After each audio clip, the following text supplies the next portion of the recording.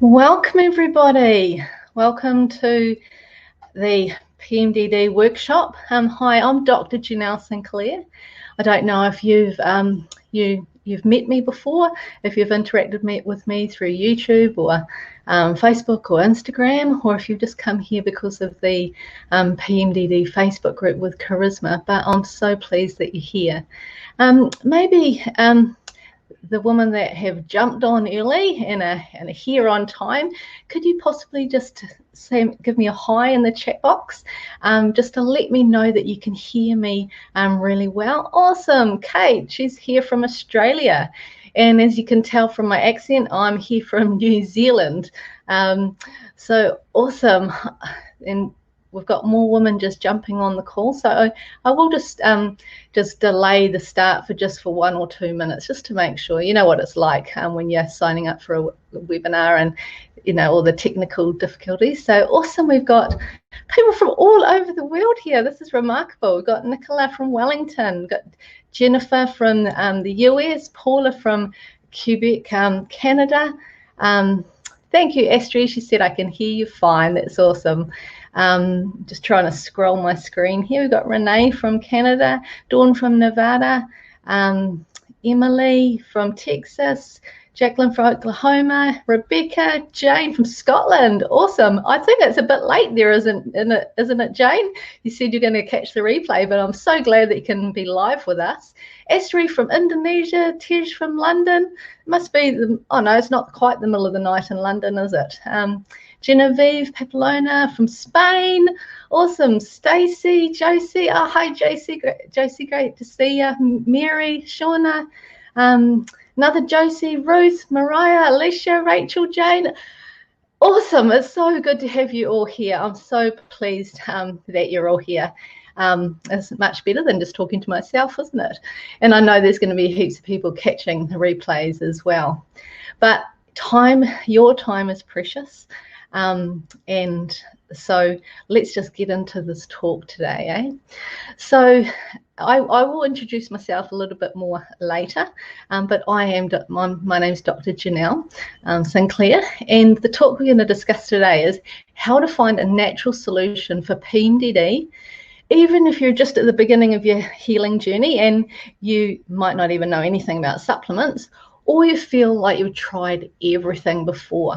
Maybe in the chat, you could just tell me which one of those two categories you fit into. Are you just at the beginning, maybe right beginning, or you can say tried everything, or maybe you feel like you've tried everything, because hopefully today I'm going to show you things that you haven't thought about before, fingers crossed, and hopefully give you some distinctions. So maybe right beginning, or tried everything, or maybe you're in the middle. I'd love to hear, just so that I can maybe change the talk just a little bit, just so that I know. We've got a couple of people there from tried everything. Someone else says feels like tried everything. Others the beginning. Someone thinks they're in the middle, and other people here for their daughter. Yeah, tried some things, but overwhelmed with differing opinions. Yeah, that's always hard. Totally understand that. Someone else has just tried medication. Well, the thing is, we're here to discuss PMDD, right? And the thing is, if you know what even PMDD means, it probably means that you've got a diagnosis of it, or you're looking into that diagnosis, or you've got a loved one that's suffering from it. And the thing is, I'm not going to go into what PMDD is, because I know that you know what it is. You know that from onset of ovulation until you get your period, things change for you. Maybe you're really, really depressed. Maybe you can't get out of bed because of fatigue and despair, or maybe you're really, really anxious, or you have panic attacks, or the rage and the mood swings and the irritability, and relationships on people are walking on eggshells around you. The thing is, what PMDD is. It's debilitating. It's not just a mild PMS, is it, ladies? It's not not just a couple of days of the month. It's debilitating. It affects your work. It affects your relationships. it affects you and your self-esteem and how you can see yourself. So the thing is, I think really what you're here for today is not to discuss PMDD, but to just get answers.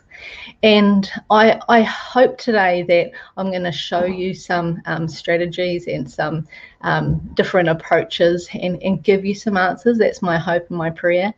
But I also just want to say that there is hope. And I also want to say that it is real, and what you're suffering with is real.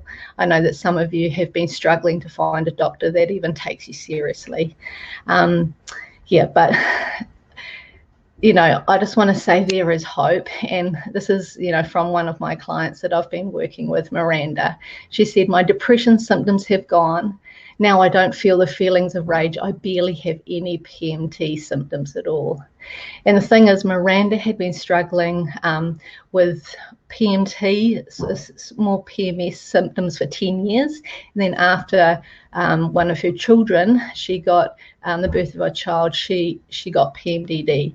And so she'd been suffering with that for 6 years prior to seeing me. And she said the rage was horrible and she felt like a different person for half the month.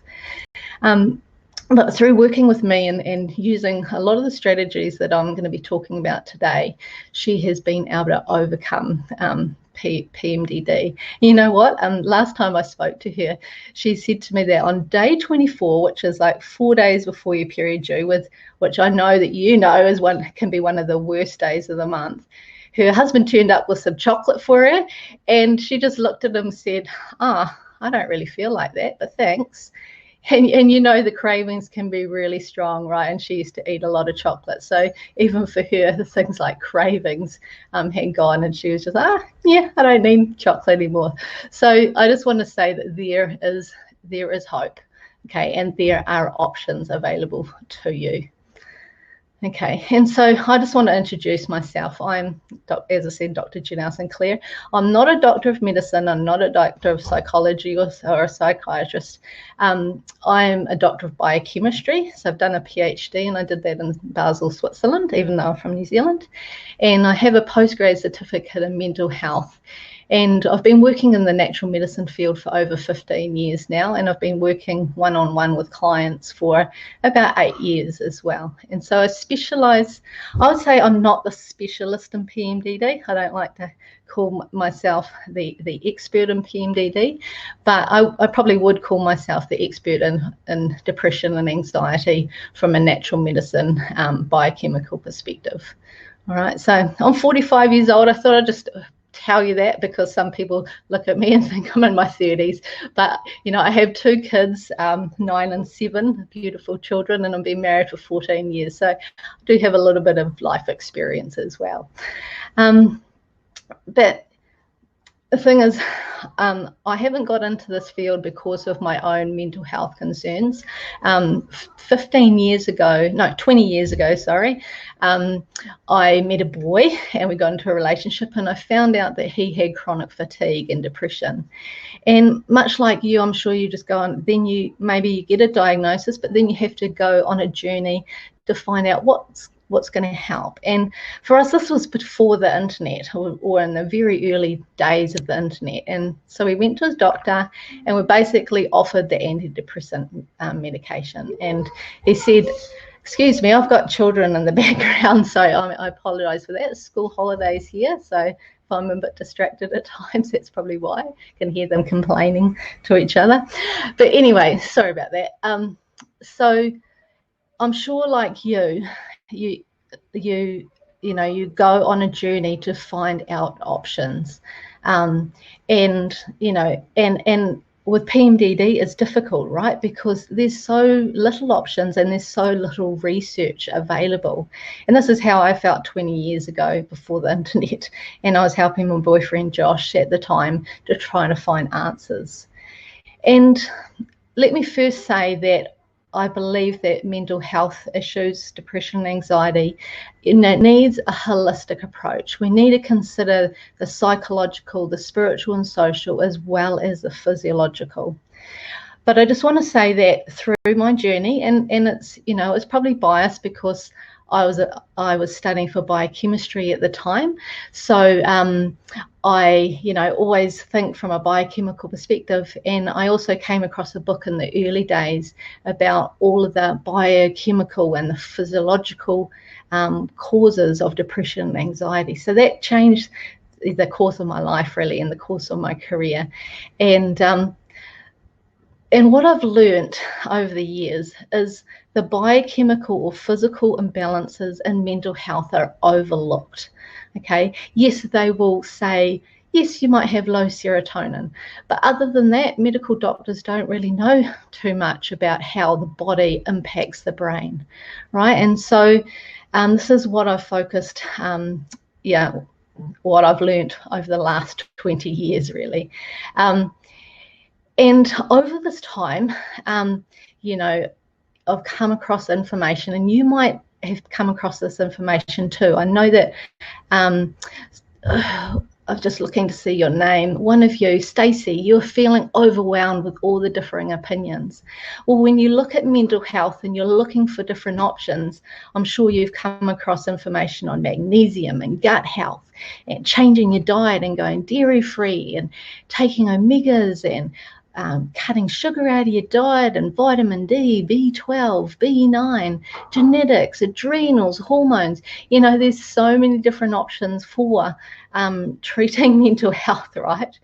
And the problem is that you'll come across gurus and they'll just tell you about this one thing. You need to look at your gut health, and they'll be like, that is the one thing you need to do. And other people will be like, genetics, it's all genetics.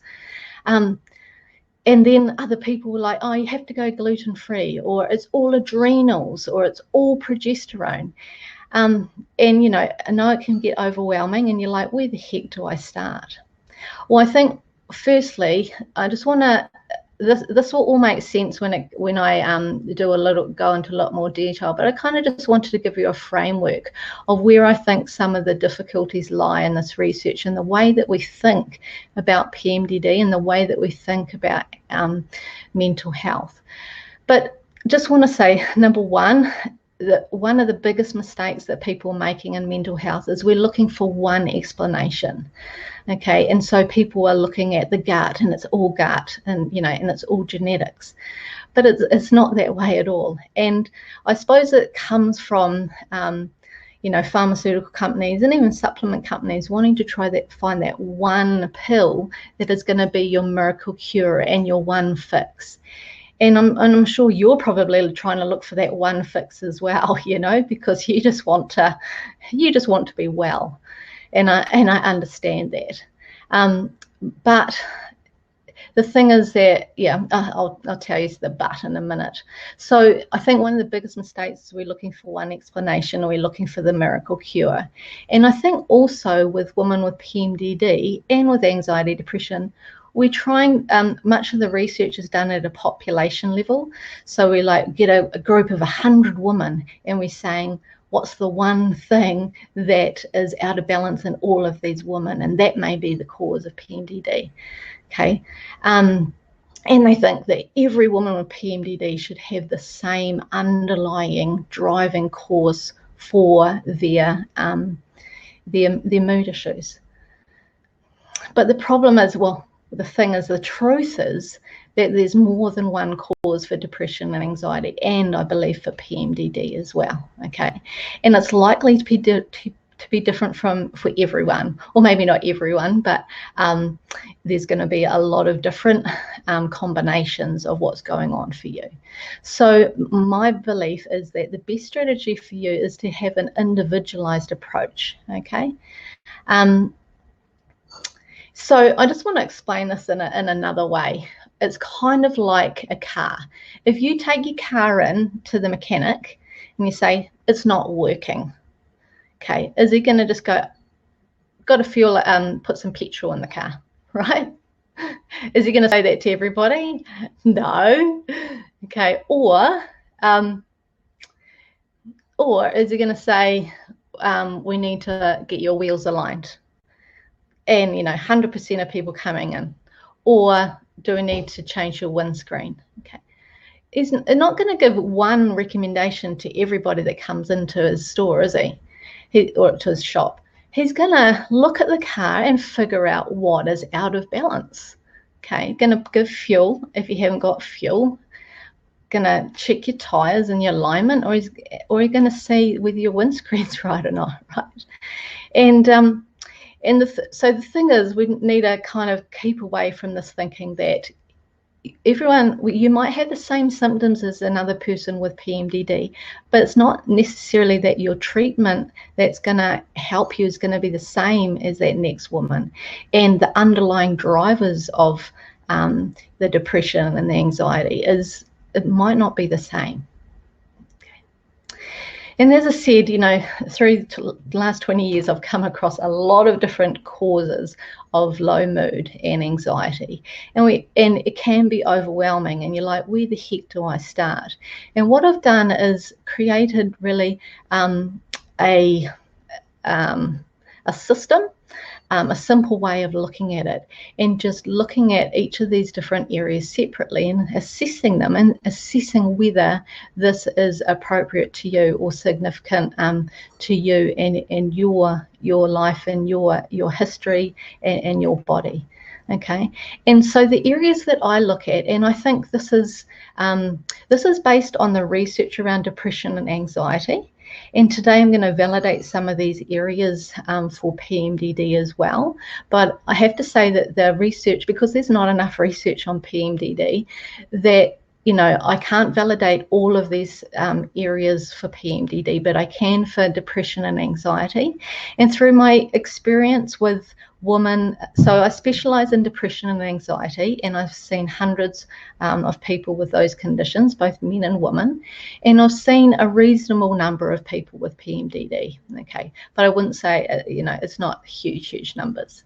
But what I've done is use this approach to treat them and to assess their health history and their symptoms at the time. So the 6 different areas that I look at, firstly is poor diet, so just optimizing your diet, looking at food sensitivity, so that can include dairy intolerance and celiac disease, as well as blood sugar imbalances, and then we go on to poor gut health. Okay, nutritional deficiencies, and there's probably 10 deficiencies that we can look at. So vitamin B12 and folate and zinc and omega-3s and magnesium and chromium and iodine. There's just there's a lot of deficiencies there. And then, so those 4 on the bottom is what I call the foundations. And I think for anyone with depression and anxiety, those 4 need to be ruled out first. And then if someone's not making progress, then we have a look at the genetics and the hormonal imbalances. For PMDD, I think probably we need to look at all 6, to be honest. Okay, but the other 2 is genetic weaknesses and hormonal imbalances. So I'll discuss those later on in the talk as well. Okay. And Kate says this makes so much sense. That's awesome. glad you can, that you're getting it and understanding it. Awesome. So I just thought I'd just do an overview of today's talk, just to begin with. So firstly, for those people that are at the beginning of their journey, I just want to go over the most researched supplements for PMDD. So if you haven't tried supplements before, this will give you the 4 most evidence-based supplements, and also I'll be giving you the dosages and any precautions that you need to be taking with them. Okay, then I'll go on and talk about a comprehensive natural approach for PMDD, and I'll talk about basically what I just showed you in the previous slide. So I'll talk about a little bit on diet, tiny bit on the gut, nutritional deficiencies, genetics, and hormones. So I know it's a lot to cover today, so I'm not going in depth, but I wanted to sort of give you a good overview, because I know that many of you women have been on this journey for a long time, and so I just wanted to show you the scope and all the different strategies that you could be taking. And along the way, I want to give you some helpful practical hints for PMDD, okay? So make sure you got your pen and your paper out to take these notes, or come back to the replay perhaps. Okay. So here's the supplements that are most well researched to help PMDD. Okay, there's calcium, magnesium, vitamin B6, and chaste tree, also known as chaste berry or Vitex agnus castus. Okay, so before I forget, you need to be taking these for a minimum of 3 months to see results. Some people might respond more quickly, but don't give up prematurely. Okay, so the dosage for calcium is 600 milligrams twice a day. Magnesium is between 100 and 250 milligrams twice per day. Vitamin B6 is 50 to 100 milligrams per day. And with magnesium and calcium, it doesn't really matter too much what time of the day you take them because they're minerals. Taking them at night with magnesium would help you get to sleep. But with vitamin B6, you need to be taking it in the morning because if you take it too late in the day, it can be too stimulating, and it can also give you can give you nightmares, really, real vivid dreams if the dosage is too high for you and it's too close to bed. Okay, I'll just say with the vitamin B6 that usually, so this is what the research says, between 50 and 100. I will often go higher than that, as long as it's the pyridoxine hydrochloride form, not the P5P. Okay, so there's two different forms of B6. So this is just the standard form of B6. When you're having B6, it will increase your dreams. Okay, and yeah, and if you're having too vivid dreams or you're having nightmares, even if you're taking the B6 in the morning, then you just need to drop the dose of the B6. Okay, I've had someone just ask, what particular form of magnesium do you take? Well, I'd recommend magnesium glycinate is a really good one because it's a calming magnesium. If you've got problems with constipation, you'll probably want to take magnesium citrate because that will help move your bowels. What I do want to say is completely avoid magnesium oxide. It's a terrible form of magnesium and it does not absorb well. Okay, so finally, chaste tree. Okay, and I've got two different sort of dosages here because I was trying to get my head around this, and I'm not a herbalist. And I was just conflicting all the information and all the dosages of chaste tree around, and you've probably come across this when you're looking at it yourself. And the scientific literature talks about 20 to 40 milligrams of a particular extract. Okay, and this does work. Okay, and but when I looked into the research, it's actually a concentrated extract. So it's got 10 times the active ingredient in it. So if you're looking, so most likely you'll come across chaste tree and you'll want to be doing dosages between 200 and 400 milligrams just of the standard berry extract, not a concentrated form. Okay, and I'd recommend that taking that once or twice daily. Now, there's some people out there saying you should just take chaste tree from ovulation until you get your period. I would suggest for the first 3 months you take it daily, especially if you've got issues with ovulation. Okay, and but I was going to say, once you kind of get to a maintenance, a point in time where you're just taking these supplements more for maintenance, not for full-on treatment, you could drop the chaste tree from ovulation, which is around day 14, to when your period's due. Okay, awesome. So I just wanted to include some precautions here. Okay. You've got Ted is asking, can you take chaste tree for more than 3 months? Yes. Yeah. The thing is, I have to go and see how long the studies have been done. But usually when they put precautions, she's saying, sometimes on the bottle they say to stop after 3 months. A lot of those things are just sort of covering supplement companies and that. I believe that you should take them long term. Probably after, as I said, you can take them just 2 weeks out of the month if you're concerned. So here's some precautions with calcium and magnesium. Just take caution if you have a heart condition, have poor kidney function, have cancer, or take a diuretic, okay? And if you're on any complicated medications, you do really need to see a naturopath just to make sure that nothing is contraindicated, all right? But, you know, with antidepressants, these supplements are fine, okay? And with chaste tree, just don't take it if you're on a hormonal contraceptive or a hormonal medication, or if you're pregnant or breastfeeding, okay?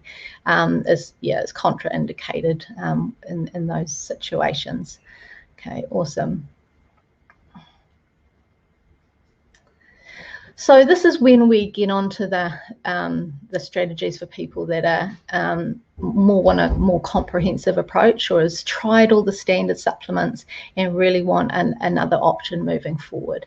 Okay, so the first stage of this, my model, is to optimize your diet. And really, you can't expect to be well if you're not eating well, because remember, you are what you eat. You literally are what you eat. Other than that, you know, maybe the 1 year that your mother breastfed you, you are what you eat, and your body and your brain is made out of the food that you're eating. So the food you eat can either be the safest and most powerful form of medicine, or the slowest form of poison. So remember that, okay? And the thing is, there is research to say that a healthy diet decreases the risk of depression. So a Mediterranean diet and certain foods such as fish and fresh vegetables and fruits have been associated with lower risk of depression. And it's when you eat more dietary antioxidants that can lower depression as well. Because the thing is, with depression, what they know in the brain is that there's chronic inflammation, low-grade inflammation, and there's oxidative stress. Okay, so we need to be giving our bodies anti-inflammatory foods, and we need to be lowering, lowering oxidation, and you do that by providing antioxidants in your food, okay? And also avoiding high-fat Western diets. And I should say they're high-fat, low-quality fats, Western diets, and sugar-sweetened beverages, so both of those two things have been associated with a higher risk of depression. Okay, so I promised you some questions to ask yourself, okay? And so, so I want you to answer these questions. And if you said yes to any of these, you've got a little bit of work to do on your diet. And if you are answering yes to, you know, more than 2 of these questions, you've got even more work to do on your diet, okay? Your diet is a real foundational key. But what I will say just before that is, you know, I'm sure that you've, talked to people about the symptoms they experience. And some of them will just say, oh, you need to clean up your diet, or you need to go gluten-free or dairy-free, and then you'll be fine. Well, I don't think that diet in the majority of people is going to cut it with PMDD, but realize that is a foundational key. So if you're like, oh, it's not worth, changing my diet because it doesn't change my symptoms, I don't believe that, but I also don't believe that it's going to change 100% of your symptoms. I agree with that statement. So please, be motivated to change your diet when you can. Put in good strategies in the weeks that you were well, and then plan for those weeks that you're not feeling good either. So how does your diet stack up? Do you eat less than 4 servings of vegetables and 1 or 2 pieces of fruit per day? Do you eat protein at less than 3 meals a day? Okay, and we'll learn a little bit more about protein in a moment, but protein can include meat, chicken, fish, eggs, and legumes. Do you have strong sugar cravings? Do you drink more than 1 cup of coffee or tea per day?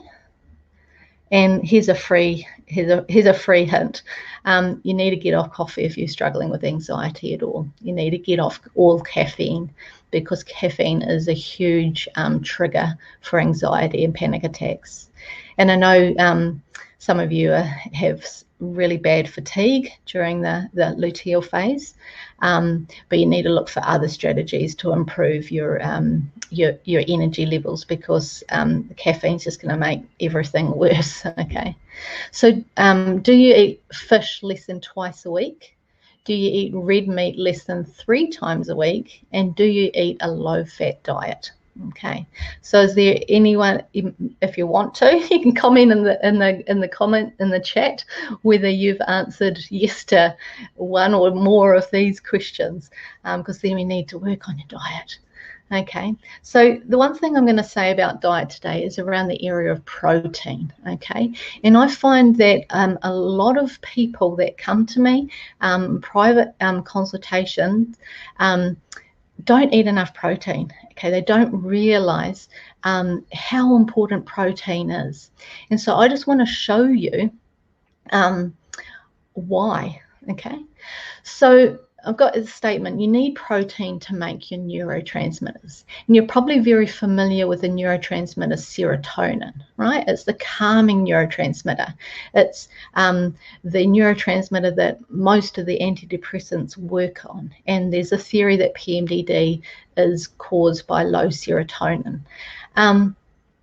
So this is sort of a biochemical pathway in which tryptophan is converted to 5-HTP, and then 5-HTP converts to serotonin, the neurotransmitter, and then serotonin is converted to melatonin, the hormone of sleep.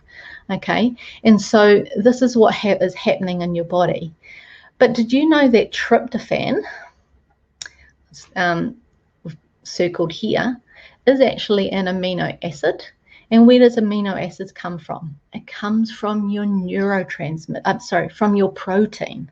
Okay, so for you to make enough serotonin and for you to make enough melatonin for sleep, you actually need to be eating enough protein and getting enough protein in your diet. And I think you should be having a source of protein in every meal, 3 times a day, okay, minimum. Okay, and just make sure that you know what protein is. Here's the good sources of protein. So your meat, your lamb, your beef, your pork, your chicken and your poultry, eggs and fish. And if you're a vegetarian, you can do it through protein powders and beans and lentils and tofu. Nuts and seeds have a small amount of protein, and dairy products as well.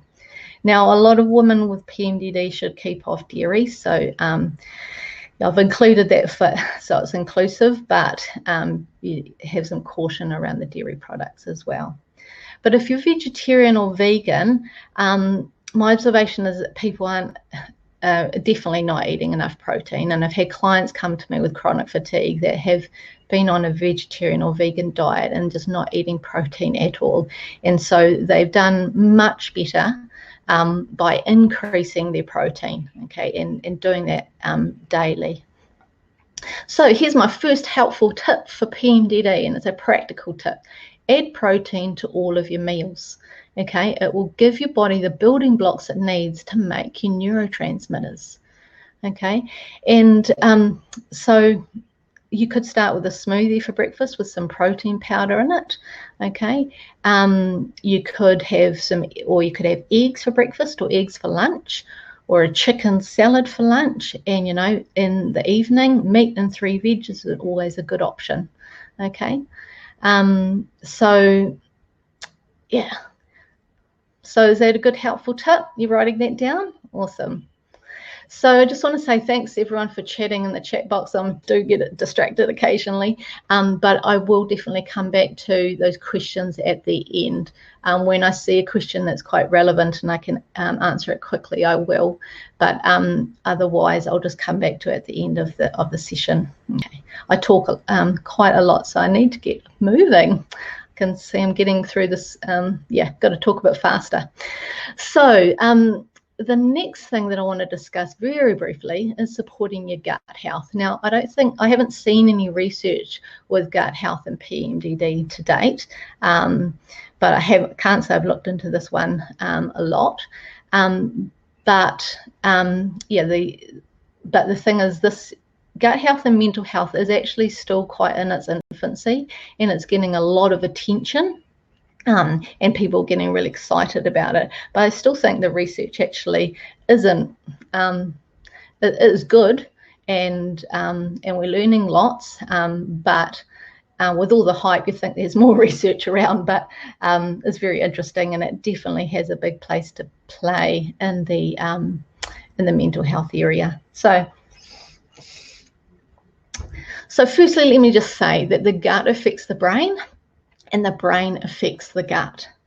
And until recently, it was always thought that it was the brain doing most of the talking, and it was telling the gut what to do, when to move, when to absorb, when to have a bowel motion. Okay, but what they've been learning in the last decade is that it's the gut doing most of the talking. It's 90% of the conversation is the gut telling the brain, because inside the gut there's all these good bacteria and bad bacteria too that release neurotransmitters.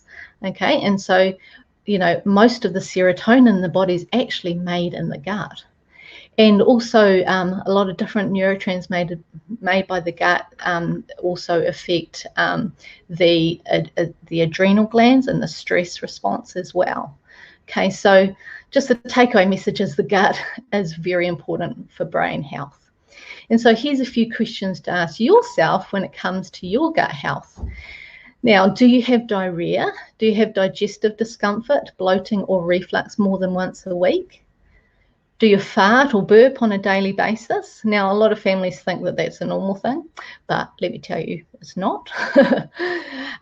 Do you have less than one bowel motion per day? You need to be having a bowel motion every day. It's not normal to have a bowel motion every 3 times a week. Do you have brain fog? Do you have recurrent UTIs or urinary tract infections or yeast infections, vaginal yeast infections, or do you have sinusitis? If you've answered yes to any of these, it shows me that your gut is out of balance, okay, and you need to do some work on it. Now, the only thing I'm going to talk about today is constipation. Okay, so on the slides here, we've got soft serve ice cream, sausages, and sheep. And you're probably, what's that got to do with bowel motions? Well, it's normal to have a nice bowel motion like a sausage, okay? In soft serve, a little bit sloshy, that's showing you're on the side of diarrhea, and it's not so good. And then, but the other thing is, some people say I'm not constipated because I'm having a bowel motion every day, but actually it looks more like sheep pellets than a sausage. So if you've got sheep pellets, you're constipated and you need to do some work on your bowel motions. And the reasons why it's so important for PMDD is that if you're not moving your bowels, you're affecting detoxification, okay? And it upsets the balance of good to bad bacteria in the gut, and most importantly, it's going to affect your body's ability to get rid of estrogen, okay? And therefore, it's going to affect your hormonal balance. So here is hint number 2, the helpful tip for PMDD. You need to resolve constipation. And I know that for some people that's easier said than done, but my little hint here is to use LSA, which is linseed, sunflower and almond, and it's all ground up, okay? Some people only need half a teaspoon or a teaspoon to have a bowel motion every day, whereas other people need like a whole tablespoon. And I've even had clients, because of the medication that they've been on, that they need 2 tablespoons of LSA to help them be regular every day.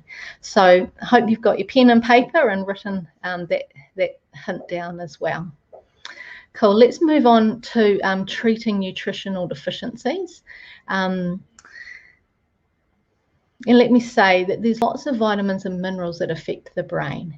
And, there's folate and iron and vitamin B12, vitamin D and zinc, okay? And so folate is vitamin B9. And it's actually known that if you have lower folate levels, you don't respond to antidepressants properly, okay? So what they say is you have treatment-resistant depression. Okay, and so I think folate levels are really, really important. Also, for anyone that's got fatigue, iron is really important too. All right. So basically all of these vitamins and minerals here, you know, help with neurotransmitters. Vitamin D helps make dopamine. It's also anti-inflammatory as well. But today we're just going to talk about zinc, okay? But I'll just firstly ask you a few questions. So do you eat a vegan or vegetarian diet? I'm not against vegans or vegetarians, I'm not. It's just that you've got to be aware that there are common vitamin and nutrient deficiencies with these diets, and you just got to compensate for it if, from an ethical perspective, you want to eat vegan and vegetarian, okay? Do you consume red meat less than twice a week? Do you eat fish less than twice a week? Do you have dark skin? So that's all about vitamin D. And do you spend most of your time indoors? Are you on the oral contraceptive pill? Do you have white dots in the fingernails? See that picture there? That's showing probably a zinc deficiency, white dots in the fingernails. So maybe check your fingernails. Do you eat little nuts and seeds? Because nuts and seeds are really high in your magnesium and your minerals, and a lot of people aren't eating those. Are you stress intolerant? Is your iron always low or on the low side? You know, you go to a lot of doctors and they, oh, that's pretty normal to have low iron. Yeah, but it's definitely not optimal, right? I've had people that have had panic attacks because their iron is so low. And I've talked to people that have been suicidal, and it's just because of low iron. So it definitely needs to be resolved. Okay, Katie, to be stress intolerant is just someone that just doesn't tolerate stress at all. Your resilience is really, really low. And if that's something that's affected you long term, I'd be looking at zinc deficiency and something called pyroluria. Okay, and finally, do you eat less than 5 servings of fruit or vegetables per day? Because it's likely you're going to have low folate levels. Okay, so if there's any particular questions that have stood out to you that you want, what does that mean? Save it for the Q&A. But let's just talk about zinc for a moment, because this is something that's come up in a large majority of PMDD women clients that have had PMDD that I've seen. Okay, and zinc is a key mineral, just like iron is. It's like a mineral, but zinc is used in over 200 functions in the body. Okay, it plays a role in the immune system, so it's great for viral defense. It helps the skin, and it is required for taste and appetite. Okay, so if you've got a history of anorexia or bulimia, zinc is something that's probably going to be really important for you. Zinc helps protect against toxins, is key for fertility, and research actually shows that zinc acts as a neurotransmitter itself, as well as helping make serotonin, the calming neurotransmitter. So even just this one mineral can be a game changer when it comes to mental health. But there's some physical signs of a zinc deficiency, okay? And one is a reduced sense of smell and taste. White dots in the fingernails, so you saw that little image a couple of slides ago. Stretch marks too. So if you're someone that's been prone to stretch marks throughout your life, zinc deficiency might be key for you. The same with acne and poor wound healing and eczema and psoriasis. Because zinc is so important for the skin, you'll often see these symptoms with a zinc deficiency. Okay. Also, low immunity with infections, cold sores, delayed puberty. Yeah, with people with pyroluria, which is a hereditary thing, but means you are prone to having low zinc. They'll often have delayed puberty, okay? And infertility is something people with zinc deficiency will often struggle with too. From a mental health perspective, anorexia, depression, anxiety, panic attacks, and OCD can be a symptom of zinc deficiency too. And as I said, with any eating disorders, I would be going, okay, zinc's an important thing. So here's just one study on zinc and PMS. And it's a 12-week study in which they gave women with PMS either zinc gluconate, which I wouldn't recommend. I usually use zinc picolinate. So they've given them zinc gluconate at 30 milligrams or a placebo. Okay, and what they actually showed that within 12 weeks, PMS symptoms were reduced by around 50%, both in the area of the physical signs of the bloating and the headaches and things like that, but also the psychological symptoms, so irritability and depression. Okay, and everyone's asking, how much zinc do I take? Well, my preference is to do a zinc test, and here's the next helpful tip for PMDD. Do a zinc test, because I'm not the type of practitioner that goes, here, you need, there's these 4 supplements, and the next one's zinc, and the next one's folate, and the next one's this, and this, and this, and this, and then you're on 10 supplements in the end, and you don't really know which ones works and which one you actually need.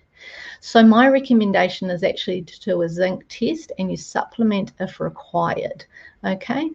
And so this study used about 30 milligrams of zinc, which is a reasonable dose, but with mental health, I tend to go up to around 50 milligrams, okay?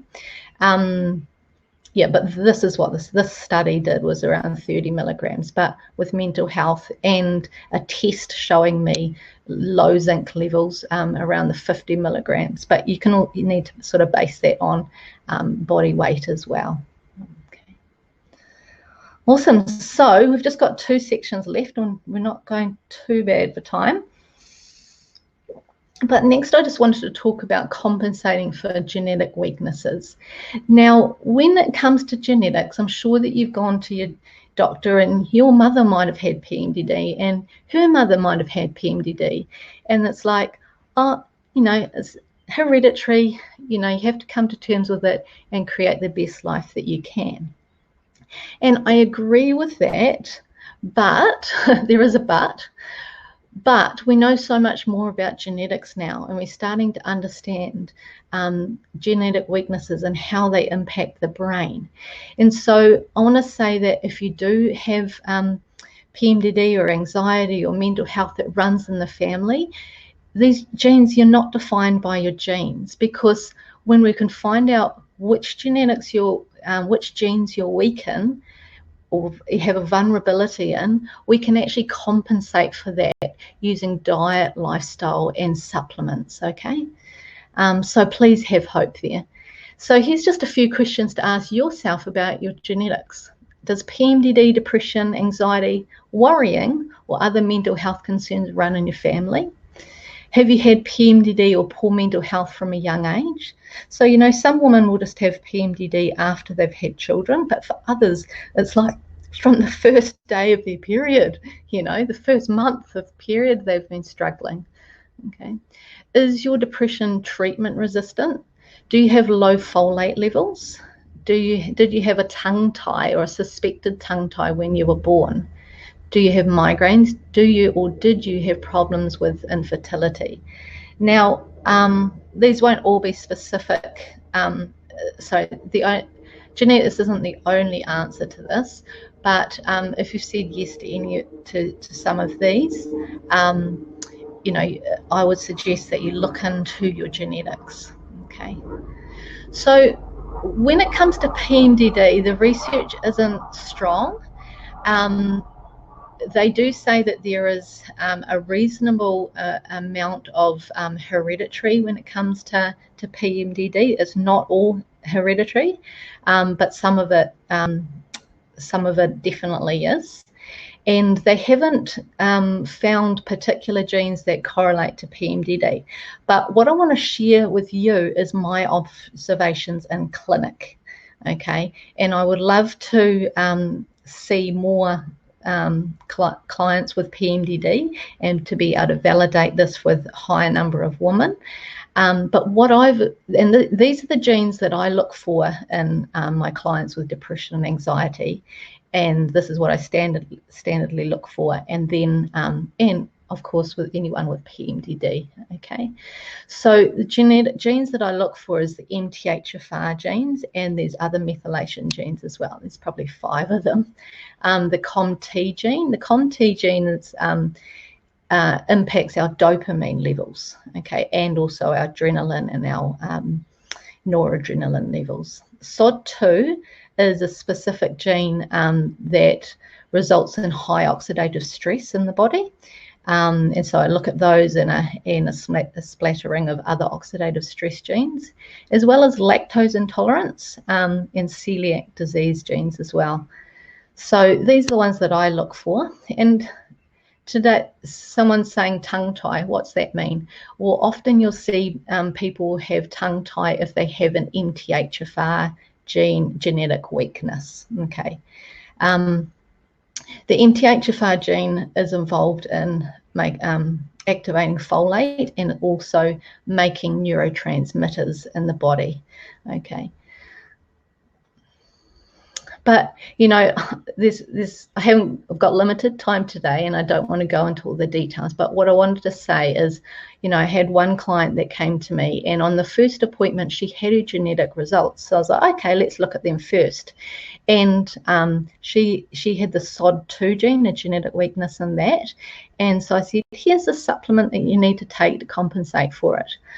Well, before we got the results back for her hormones, so she did hormonal testing as well, and that took a couple of months for her to get them done. Before those results came back, her depression lifted, the PMDD resolved, and she was very severely depressed, this woman, with her PMDD, and she was in bed and she couldn't do anything.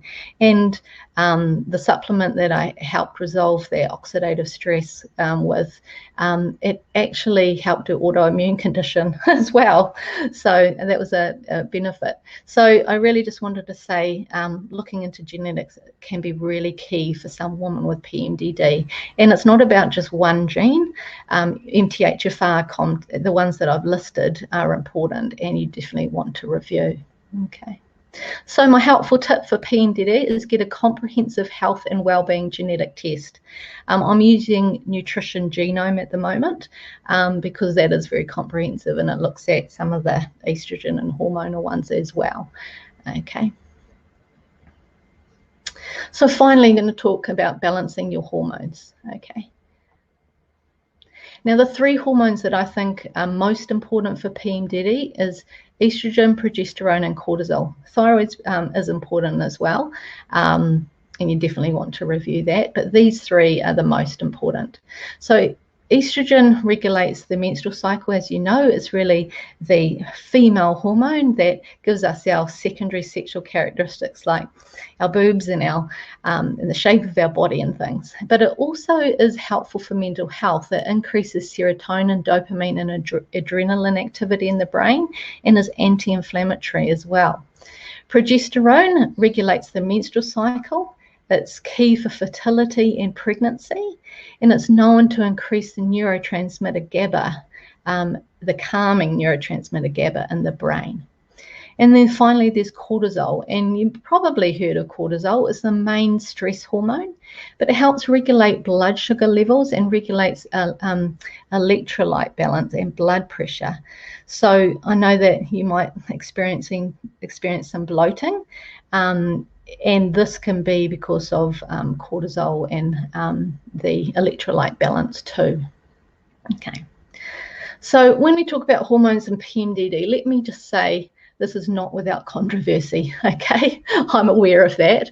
And some of the things that I say today might not be mainstream, but I am aware and I do realize what the mainstream are saying. So the leading scientific theory says that it's not that women with PMDD have deficiencies in progesterone or estrogen, but they're sensitive to the fluctuations of those hormones. Okay, so that's the main leading scientific theory. Okay, what I want to say is just a little different. Okay, and it's based on my observations.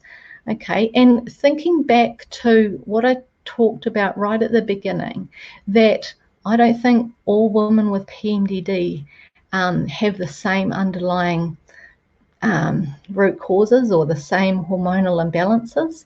And I think that's probably some of the problem with our research, is that we're looking at a population base rather than an individual. Actually look at individuals and see what their hormones are actually doing. Okay, so hopefully that makes sense. But so I just want to say, 2 women can have the same diagnosis of PMDD but have different hormonal patterns. Okay, and I've seen this with all of my women with PMDD that have done these hormonal tests, these comprehensive tests. Okay, so for example, so I've got progesterone, estrogen, and cortisol there for you, and we've got a gauge. Okay, oops, I've done that. I should have had an F here for full, empty and full. I'm sorry about that. It's an error. But basically, you know, the natural medicine, integrative medicine will often say PMDD is all about progesterone deficiency and estrogen dominance. Okay, and that's what the picture that we've got here on the slide. Okay, but just so you know, I've seen people with PMDD that have progesterone deficiencies and estrogen deficiencies, okay, and they don't have the estrogen dominance, okay, and I've even seen women with higher progesterone and estrogen deficiencies as well, which is different. It's not what I think it should be. And then also with PMDD, cortisol has a big part to play as well. And that's probably for another lecture and another time about the interaction between progesterone and cortisol. But you can have cortisol deficiency and you can have cortisol, high levels of cortisol as well. Okay, so takeaway message here is really you need to have your hormones tested and you treated from an individual perspective, not just what is the standard recommendations for PMDD, but let's look at you and what your body's doing and how your body's out of balance. Okay, but I'm sure many of you are saying, my doctor says that my hormone levels are normal. How many people here, maybe in the chat, you could say, have you heard that before? My doctor says my hormone levels are normal. Well, firstly, reference ranges for blood testing are so broad, okay? They're so broad, and so you don't really pick up deficiencies or excesses very well. And then other people, the doctors don't even tell you to take your tests on during the luteal phase.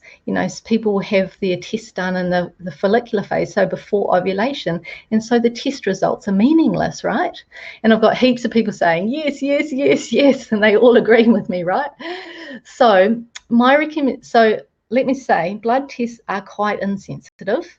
Sometimes if you get the test done on the right day of the month, and then you analyze and interpret the test properly, you can see whether they're close to the bottom of the range or close to the top of the range. They might not be outside the normal reference range, but it'll give you hints.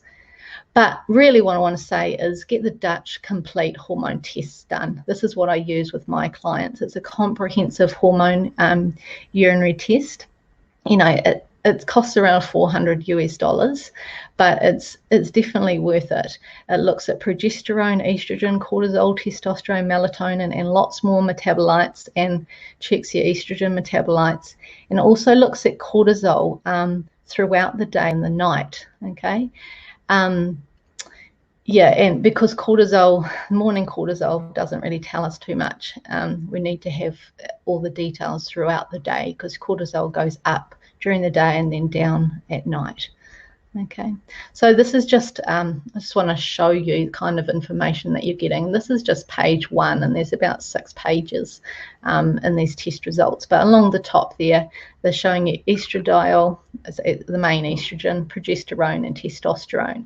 And for this client, we're seeing really low estrogen. In the middle is the progesterone. It's normal, but this woman was supplementing at the time, and then their testosterone was very close to the bottom of the range. So this testing is way more sensitive, and I think Also, when you interpret hormonal results, you might look at that testosterone and say it's normal, it's within range, but actually it's so close to the bottom of the range, it's clinically relevant. Okay, and then this is just showing the cortisol pattern. And so on the left-hand side in that big square there, you can see the client's results that are in red, and those results should be within the lower range and the higher range. So the black lines at the bottom and the black lines at the top of the bottom and the top of the range. And so the client's results should be somewhere in the middle. But you can see that the client's results are so close to the bottom, or in some times of the day is really low. So this showing they've got cortisol deficiency and adrenal fatigue. Okay, and this is not picked up with blood testing. Okay. So, one, I think you should have your hormone tested properly with a comprehensive urinary test. And there's heaps of ways to balance out your hormones, okay? So even though they say that it's PMDD is due to fluctuations, I think it's just the testing that they use just aren't good enough to pick up those imbalances. And every woman is going to be different, okay? So to balance hormones, you can use different herbs like chasteberry, adaptogenic herbs, liver detox herbs to reduce estrogen. You can use adrenal glandulars, and you can also use hormonal medications. My recommendation is always to use bioidentical, so bioidentical progesterone cream or micronized progesterone, estradiol patches or creams, or testosterone patches or creams. Okay, don't take estrogen by mouth, and don't do yes. So patches and creams are the best way to do hormones. Okay. What I also want to point out is sometimes there's a little bit of controversy around progesterone when it comes to PMDD, okay? And the thing is, I also think that the problem is people have been talking about progestins, which are synthetic forms of progesterone. And progestins are not good for people that have poor mental health. It can make their depression worse. Progestins are known to even just give people depression that don't have poor mental health, all right? So stay away from progestins, okay, which are synthetic forms of progesterone, okay. All right, so I just wanted to share another testimonial again to give you some hope. I had a client and she was suffering with severe PMDD for 13 years. No bull, 13 years. And at the time, she was just really just waiting for her children to move out of home so that she could end her life. And she said, now after struggling with severe PMDD for 13 years, I now have hope that I do have a purpose and life is for sure worth living. Honestly, her testimonial was so long, I couldn't share all of it. But she said, the journey of working with Dr. Janelle has brought me immensely positive results, which I'm indescribably grateful for. Amongst those are the ability to tackle day-to-day life without fear or panic attacks, raise my smart and very active kids while having again the chance to experience joy and elation as a mother, regain focus and ability to think and process information, manage social anxiety, experience long periods of time without any symptom of depression, recovering hope that I do have a purpose and life is for sure worth living. And for her, probably all three of the things that we've discussed today were key for her. Zinc, her genetics, so MTHFR genes, and also progesterone and testosterone were really important for her. So really, when you balance a woman's hormones, you can reduce irritability and anxiety, a better night's sleep, feel happier and calmer, improved resilience and energy, enjoy life, better relationships, and pursue your dreams. So my helpful tip for PMDD is see an experienced natural medicine practitioner who can order a Dutch hormone complete test for you, be able to interpret it and be able to treat you based on those results. And so some of you I know may have even got their test but didn't feel like you got enough answers or resolution from it. So yeah, I'm available to give you a second opinion if you need to. But anyway, so we come to the end, and I'm sorry that we've been a little bit over time, but I hope you found it valuable. But I just want to say there's hope if you're suffering with PMDD. There are research supplements that can help, and I've given you an outline of those and the dosages for them. And if you haven't used supplements or natural medicine, I would start there and start on working on your diet as well. But for women that have been unwell for some time and been struggling to find answers, know that there are a lot of options available. You can modify your diet, your gut health, check and treat any deficiencies, assess your hormonal imbalances and your genetic weaknesses, because these all can impact your mood. So my recommendation is you found out what's affecting your body and mind and individualize your treatment, because not everyone has the same root cause for their PMDD. So I just wanted to finalize with this, is because we've gone through, and so here's all the tips that I've covered off in this workshop. So trial the supplements most research for PMDD at the therapeutic doses. Add protein to all your meals, because that's going to help stabilize your blood sugars as well as balance your neurotransmitters. Resolve constipation, because that's going to help balance estrogen. Have your zinc levels tested and supplement if necessary. Get a genetic test done, and then based on your test results, just treat those weaknesses in your genes. You can't really treat them, compensate for them. Get comprehensive hormone testing done, and my recommendation is the Dutch Hormone Complete test, and have a consultation with me. I'm really interested in PMDD, and I really want to see whether my approach to depression and anxiety can help more women with PMDD, because I don't think there's enough answers for you. Yeah, so I've opened up a few more consulting places, because I try to balance my life too and not burn myself out. So just know that consultations with me are limited, but I've made some available. So if that interests you, if you've been struggling for some time and you need help sort of because you're feeling overwhelmed with what to do, or you feel like there's nothing you can do, I'm here to help. And also for people at the beginning of your journey, if you're like, I don't actually want to muck around with this, I just want to get results, immediately and as fast and as efficiently as possible. So this is my website, drjanellesinclair.com/consulting, and you'll find all the information there, depending if you're from New Zealand or if you're international. Depends on what page you go to. But yeah, that's so I'd love to connect with you, and I'd love to have a consult with you, because there is hope and there are answers and there's a strategy forward. Okay, so that brings us to the end and brings us to questions. Okay, so yeah, papilloma, just if you want a consultation, just go onto my website, and you can just book through that website. There's some buttons there just to book and pay and book in your appointment. Cool.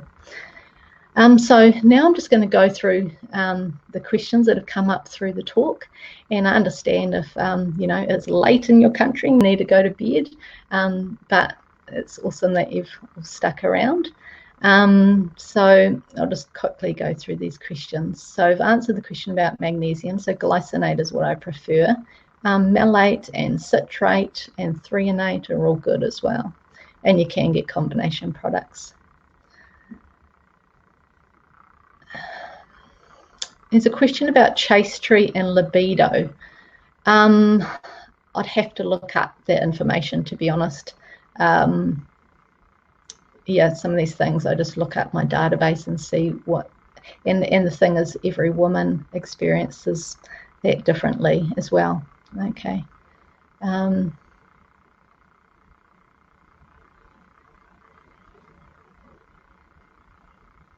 Okay. Someone's asked, what about bioidentical progesterone cream? Could you still take chastery? No, I'd recommend either or. So chastery is increasing progesterone levels and affecting dopamine. But you'd firstly try Chase Tree, especially if you're on the younger side of the spectrum. You know, if you're probably 35 and younger. If you're over 40, you could start with Chase Tree, but then move on to use bioidentical progesterone cream if you don't respond well to Chase Tree. Okay. As said, you might want to get a Dutch hormone test just to see if you need progesterone or estrogen and or testosterone. Okay. Okay, someone's saying, what about taking Vitex while on a depot-lupron? I'm assuming sometimes medications have different names in different countries, so I'm assuming a depot would be a hormonal medication, and that would just be like a Mirena or like an injection or a like a little pellet in your butt or something like that. It is a hormonal medication. With PMDD, I think, staying away from synthetic progestogens is important. Okay, and just think back and see whether you feel better on that depot or not. Okay, I probably wouldn't use Vitex with it, especially if it's a contraceptive, okay, because you don't want to stuff up your contraceptive, right? Okay. Jennifer's asking, can you take all of those supplements or just one? All of them, definitely, all of them. So, I mean, the studies have just done them separately and they can just help on their own. But if you put them all together, you can have higher chance of it working and better improvements as well. So I think you're talking about calcium, magnesium, Chase Tree, and B6. So there is a product called Mareya, and that's a mineral vitamin product for PMDD. That includes the calcium, magnesium, and B6, but it doesn't include Chase Tree. Okay, Jane's asking, when I was talking about caffeine, does that include energy drinks? Yes, energy drinks have caffeine in them, and you definitely want to stay away from that. Even if it's a sugar, like the ones with all the sugar in it, it's going to destabilize your blood sugars. But so the sugar-free ones aren't great either, just because of the caffeine. Okay.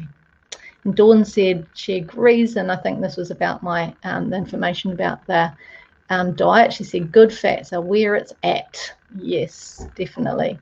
The thing is, to make progesterone and estrogen and cortisol, they're actually steroid hormones, and that they come from fat. They're made from fat. So if you've had a history of being on a low-fat diet, you might not have been giving your body enough fuel to make your steroid hormones. Someone said, will you get a little into the cravings and what they mean, if it matters at all? Thank you.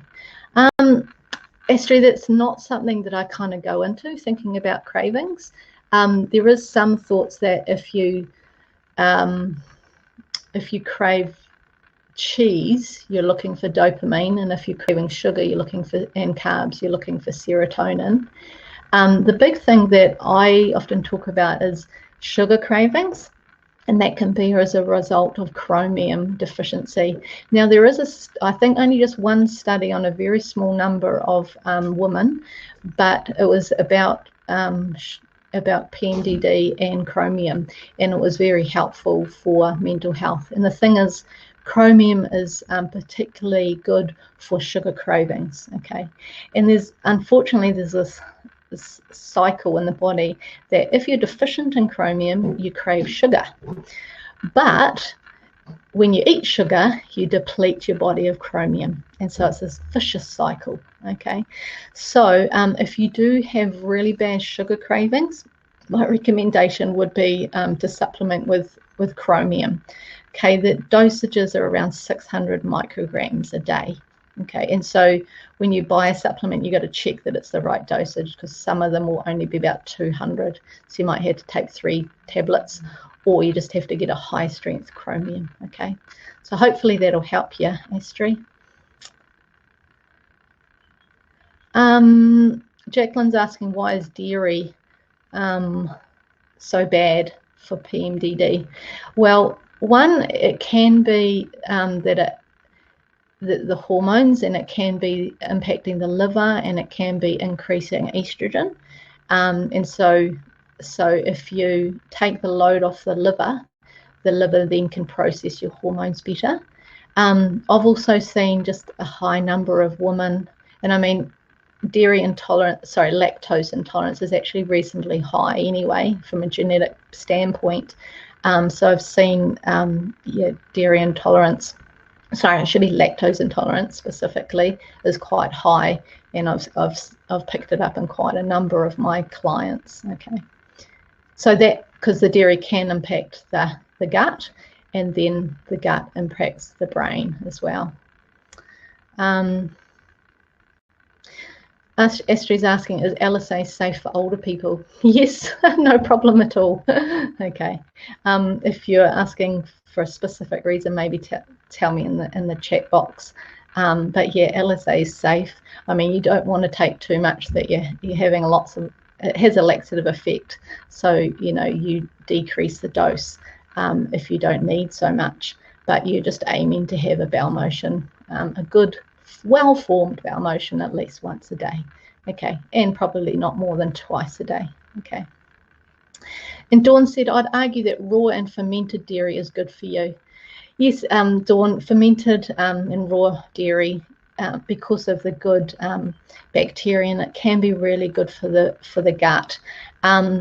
It's one of those things that is kind of not borderline, but it's like just dependent on the person, and it's kind of a trial thing.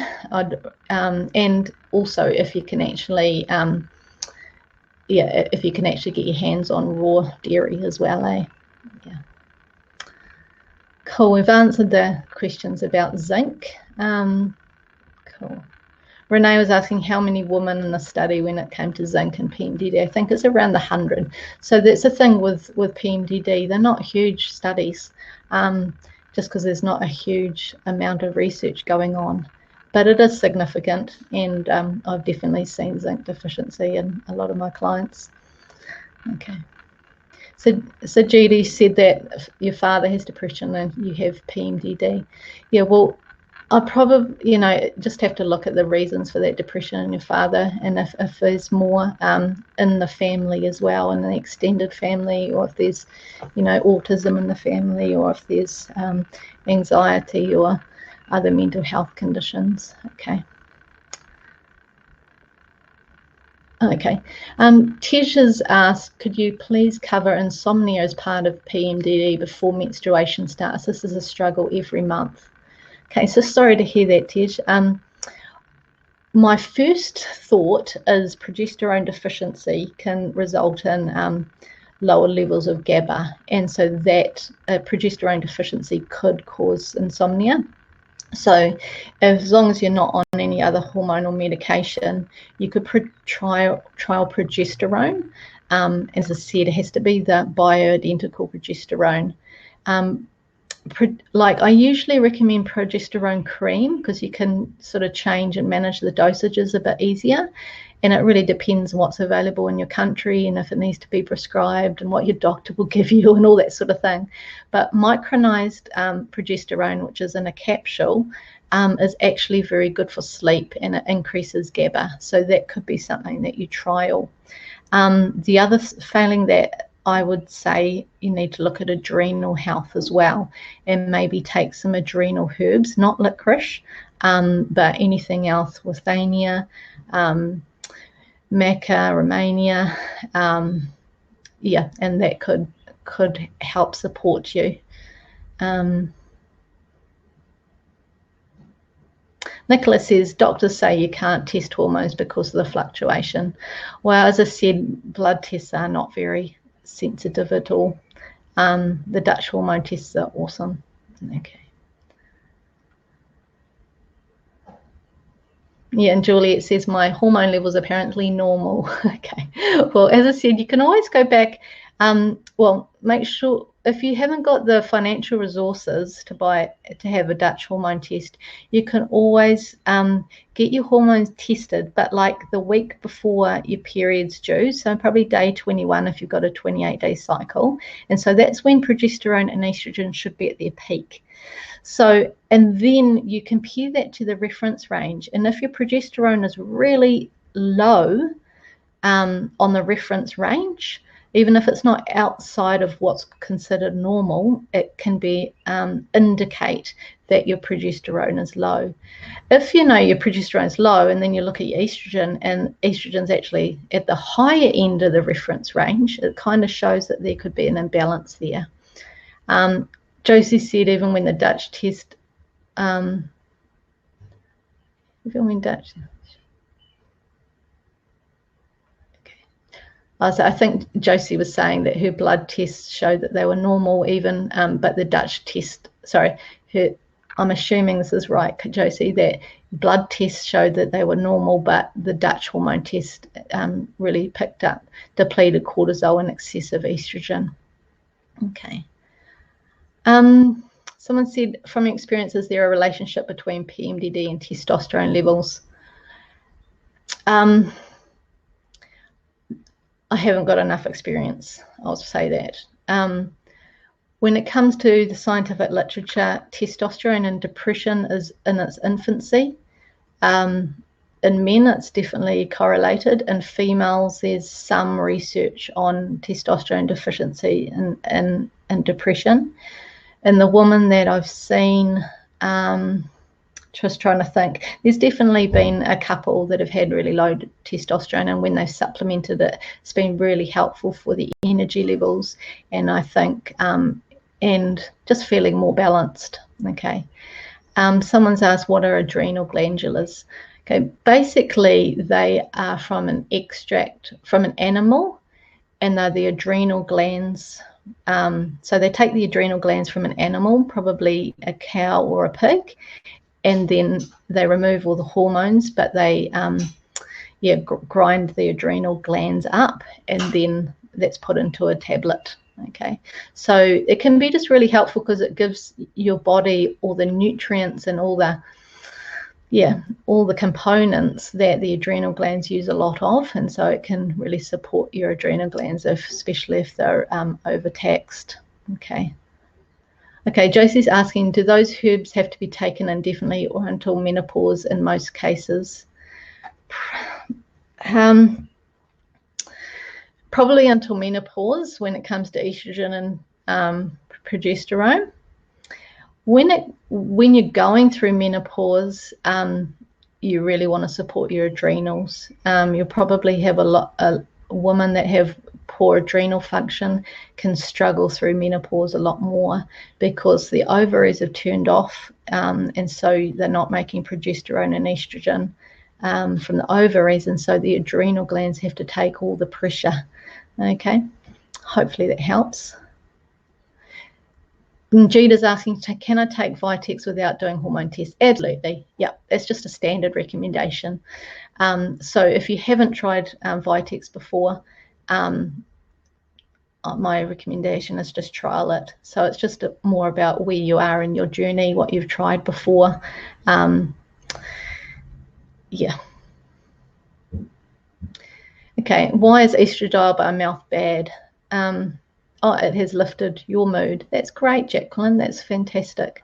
Okay, I think it was year 2000, might be earlier than that, but there was the hormone replacement therapy, the HRT studies, and they were, what they found is that estradiol by mouth can increase blood clotting factors. Okay, and so I always recommend taking estrogen through the skin because one, it's a lower dose because the estrogen doesn't have to go through the liver, because if you take it by mouth, it goes through the liver to be processed. Also, you're saying you're taking estradiol by mouth. I'd check that it's estradiol or not, whether it's, so that's a bioidentical form of estrogen. A lot of the estrogens by mouth are a synthetic form of estrogen. So it's been a little while since I've thought about estrogen medication, but it might have a different name, and it's probably it's a synthetic estrogen that lasts in the body longer, and they can be more inflammatory. So I'm glad that's improved your mood, but for long-term safety, you might just want to ask your doctor about the estradiol patch. Okay.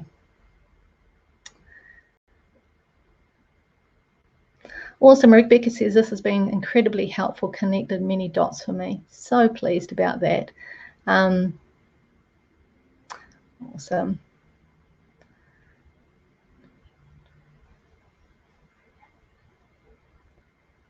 So Melissa's asked, can PMDD make acne worse? Yeah, I think, yeah, definitely acne can be hormonally driven. With acne, I would suggest that you look into zinc deficiency, and even omega-3 can be very helpful for acne as well. But even just balancing, even taking the chasteberry could possibly help the acne as well, just by balancing your hormones, and probably detoxing estrogen might help too. Oh, awesome. Jason says, thanks heaps for your advice and knowledge. Has helped my partner's life dramatically. Oh, so pleased to hear that, Jason. What information did you receive? Or did she have a consult with me? Or be really interested to know. Oh, Nicola's asking, how can we educate our medical professionals? Good question. Take them research with you. It's probably because they probably won't listen to you, or without scientific research. Yeah. Stacey's asking, do symptoms tend to worsen in perimenopause? Yeah, often I think they do, because, as I said, when you approach menopause, your ovaries either they're starting to the progesterone's starting to drop, or there's greater fluctuations. I do agree there that through menopause there can be fluctuations of hormones going on, and then when the ovaries starting to stop hormones being produced, again they put more pressure on the adrenals. And I know with PMDD, a reasonably high number have had trauma and stress in their lives, and so the adrenal glands are the ones that respond to that stress. So if you've had too much stress, your adrenals might be, you can say, burnt out or fatigued, or under pressure anyway. So that therefore impacts hormonal production. Rebecca's asked, do you recommend a multivitamin along with the specific supplements you suggested? Yes. Yep. Yeah, it's just trying to find a good one. Yeah, I often do recommend a multi. Yeah. Someone else is saying, oh, this is Mandy. I think Mandy Rother, she's another practitioner. Great to have you on here, Mandy. She said Vitex doesn't tend to impact libido in women. Cool. And Mariah has said, you've mentioned oral contraceptives. Is taking this for helping with period pain impacting the effectiveness of antidepressants? Would it be worth stopping taking this to help with mood, hormone, etc.?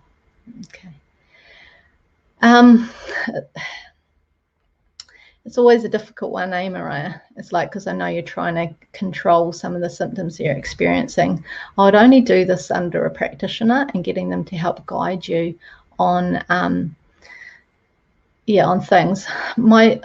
Often my first response is to keep people on medication and then do the background assessments and check if your zinc's low or what your diet's like.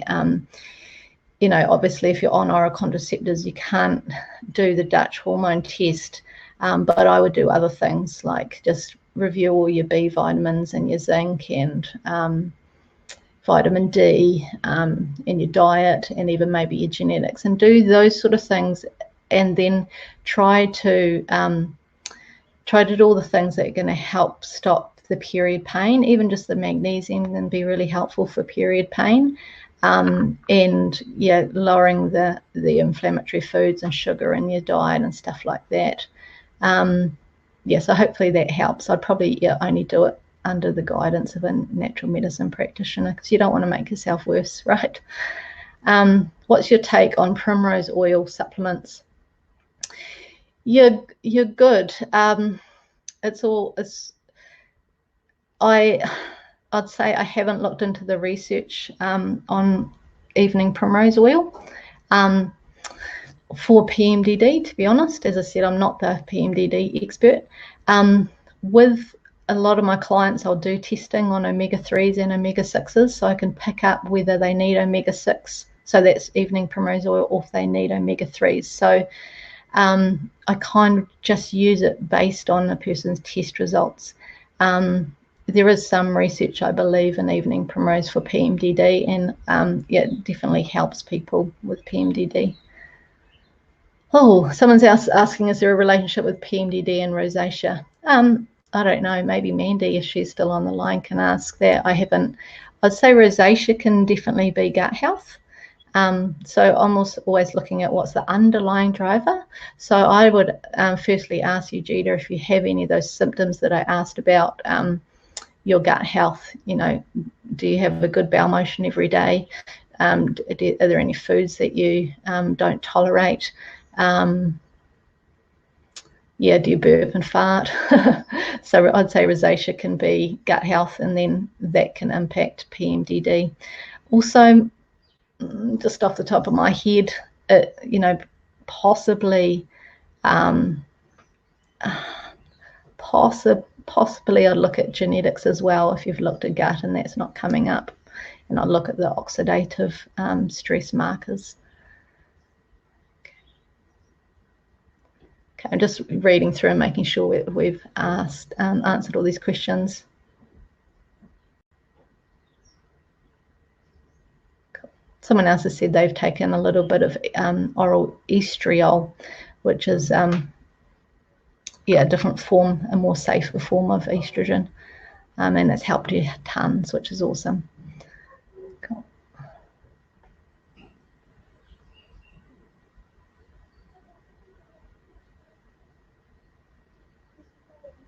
So Katie said, I have other conditions as well as PMDD, and I've noticed in PMDD support groups that there are many women with additional conditions. So I'm not sure which to tackle first, or do they all need to be looked at once? Well, I think from a sort of a natural medicine, integrative medicine approach, what we do is look at everything at once. And that's why I was asking you questions about your gut, and asking you about your diet, and looking at symptoms like, you know, the dots in the fingernails and the stretch marks and things like that. So if you go to a good practitioner, they'll look at all your symptoms and all the conditions that you're dealing with and go, looks like there's a connection here. You know, and with my client that we looked at her genetics, and when we resolved when we treated or compensated for her genetics, her autoimmune condition vastly improved, and she'd had it all her life. And things like her, I think it was hot feet, she would wear jandals in the middle of summer. Things like that resolved, even though, you know, that was just a bonus. Okay.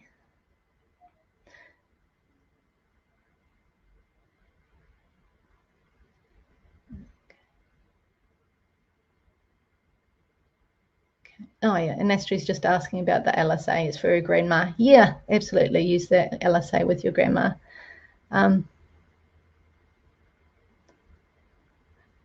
Someone's asking, with the consultation, is a doctor's diagnosis of PMDD or self-diagnosis count? I really don't mind. If you believe you've got PMDD, then you're suffering from those symptoms. Okay, so no problem at all. Okay. So Eva, I'm glad you could make it even for a few minutes. She's just saying this just come at the end. Okay, she said, I wasn't able to watch most of your presentation, and I'm guessing I'll have loads of questions. Okay, so, you know, you could always email me or tag me in Facebook. I'm not so good at Facebook Messenger and stuff. There's so many places to keep in contact with anybody. But yeah, you can tag me in the healing group, because then it'll be relevant for everybody else, and that might be helpful for you then. Cool, awesome.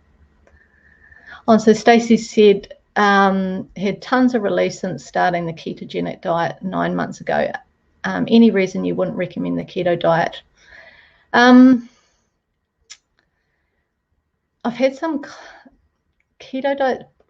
It depends on your anxiety and things, to be honest. I've had some clients that have tried to do keto and tried to do intermittent fasting, but they're very anxious people, and they've just struggled to get into ketosis, and it triggers their anxiety a lot. And so I don't think the ketogenic diet is right for everybody. There's no reason I wouldn't recommend it, but yeah, I'm not an expert in keto diet. Yes, everybody, I'll be emailing once we've finished the call. I will be I will be downloading this and putting it up on my website and sending out a link to the recording, so you can go back and watch it again if you'd like. So do you have the link, please, for the progesterone pill you mentioned? Okay, that's for your sleep, Tej. Just depending on your country, bioidentical hormones may or may not need a prescription. Here in New Zealand, we need a prescription, so I couldn't link you to a progesterone pill. I know that on iHerb, if there is progesterone cream. I don't know about micronized progesterone. I'm sorry, you're going to have to look it up in your country. If you can't find micronized progesterone capsules, you could just try the bioidentical hormone cream if it's available in your country without a prescription, or go see your doctor.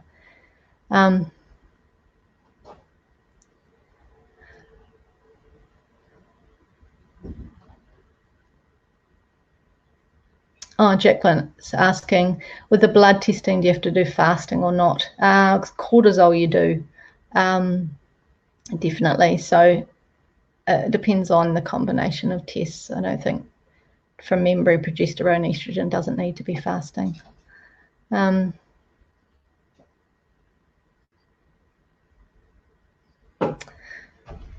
So Jacqueline's asked, if we mainly need the Dutch test, we can get that and a follow-up with you. Is that a different booking? On my website, you can book in for an initial consultation, and then you can also purchase a follow-up. So they're two different buttons there.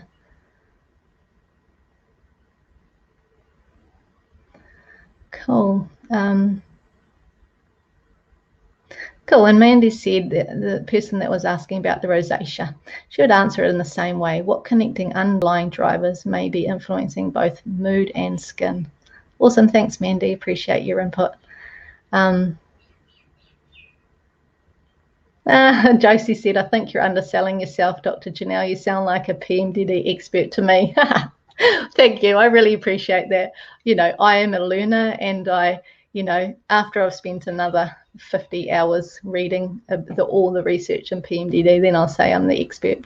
Yeah. And Astri's asking, would these natural remedies help with normal PMS too? Yes, absolutely. You can probably, yeah, absolutely. Okay. The problem is most of the research has been on PMS. Well, the problem is over the years, in research, the definition of PMS versus PMDD has changed. And so some of the research is on PMS, but it's on severe PMS. And so it's kind of more like PMDD. So it's a little bit of a struggle to find out, what condition specifically the research was done in. But anyway, yes, these same recommendations will be given to people with normal PMS too. Yeah. So come to the end of the questions. That's awesome, guys. Really appreciate. I really enjoy answering questions and being a little bit challenged on whether I know the answer or not. But yeah, it's awesome. So unless anyone else has any, sorry, I get distracted by the questions here. If anyone else has any questions, put them up before we have to leave. And yeah, and if you've got any questions about consultations too, please email me as well. So someone said, do you collaborate with Dr. Lara Bryden? Seems like the two would be a dream team in this area. Well, thank you, Stacey. No, I don't really collaborate with anyone at the moment. I need to get myself out there a bit more. I do enjoy teaching, and yeah, and as I said, I don't say that I'm the PMDD expert or the periods expert. You know, I'm expert in depression and anxiety. And Tess said, I've learned so much from your YouTube videos. You're most helpful. Thanks so much for your time. Wish you were in the UK. Tess, it doesn't matter if I'm not in the UK. You can still do a consultation with me. Doesn't change anything.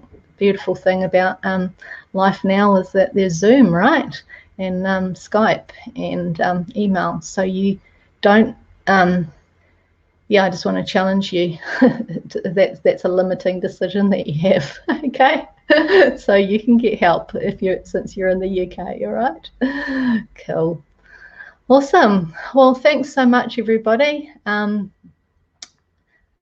Someone said, you said that would receive this entire presentation by email. Yeah, I said you would get a link to the replay, yeah, by email, yeah, for sure. Okay, great, and thanks for the questions. Maybe I'll yeah, give you a copy of the presentation slides anyway. My pleasure, Josie. Good to see you. Okay, well, if no one's got any other questions, then I'll go. My kids are on school holiday at the moment, so that's why you can hear them in the background. So, yeah, my pleasure, Soren. My absolute pleasure, and I hope you find some answers for yourself and for your health. Awesome. Great to see you guys. You have a good day. Bye.